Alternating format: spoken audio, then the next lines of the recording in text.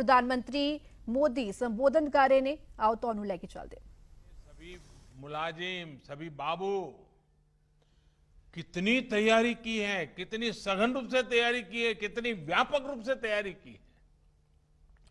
UP की एक जनपद एक उत्पाद योजना तो पहले से ही स्थानीय उत्पादों को बढ़ावा दे रही है, उनको एक बड़ा बाजार दे रही है। अब आत्मनिर्भर भारत अभियान के तहत जब पूरे देश में ऐसे स्थानीय उत्पादों को बढ़ावा देने के लिए उद्योगों के क्लस्टर बनाए जा रहे हैं, तब उत्तर प्रदेश को बहुत अधिक लाभ होगा। इससे कपड़ों के, सिल्क के, लेदर के, पीतल के ऐसे जो अनेक औद्योगिक क्लस्टर है, उनको बल मिलेगा, नया बाजार मिलेगा। साथियों, आत्मनिर्भर भारत अभियान का बहुत बड़ा लाभ उत्तर प्रदेश के किसानों को होगा। किसानों के हित में, छोटे व्यापारियों के हित में दशकों से 3 बड़े सुधारों की मांग निरंतर हो रही थी। अब जो 3 कानून केंद्र सरकार लेकर आई है, उनसे किसानों को मंडी से बाहर भी अपनी उपज बेचने का अधिकार मिल गया है।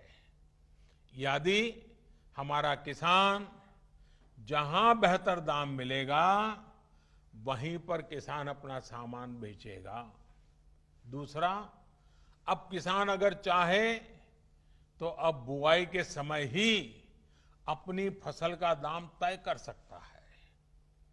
अब आलू की फसल पैदा करने वाला किसान चिप्स बनाने वाले उद्योग के साथ, आम लगाने वाला किसान मैंगो जूस बनाने वाले के साथ, टमाटर की खेती वाला किसान टमाटर का सॉस बनाने वाले के साथ बुआई के समय ही समझौता कर सकता है, जिससे उसको दाम घटने की चिंता से मुक्ति मिल जाएगी। साथियों, इसके अलावा हमारे पशुपालकों के लिए अनेक नए कदम उठाए जा रहे हैं। 2 दिन पहले ही पशुपालकों और डेयरी सेक्टर के लिए 15,000 करोड़ रुपए का एक विशेष इंफ्रास्ट्रक्चर फंड बनाया गया है। इससे करीब 1 करोड़ और नए किसानों, पशुपालकों को डेयरी सेक्टर से जोड़ा जाएगा।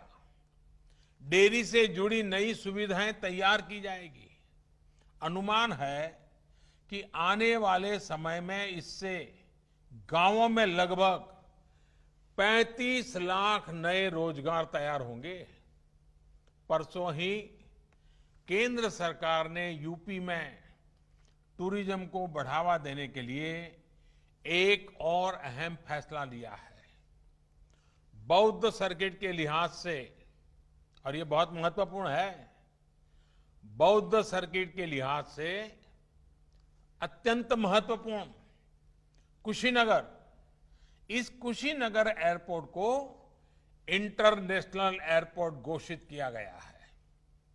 इससे पूर्वांचल में हवाई कनेक्टिविटी और सशक्त होगी और देश विदेश में भगवान बुद्ध पर आस्था रखने वाले करोड़ों श्रद्धालु अब आसानी से उत्तर प्रदेश आ सकेंगे।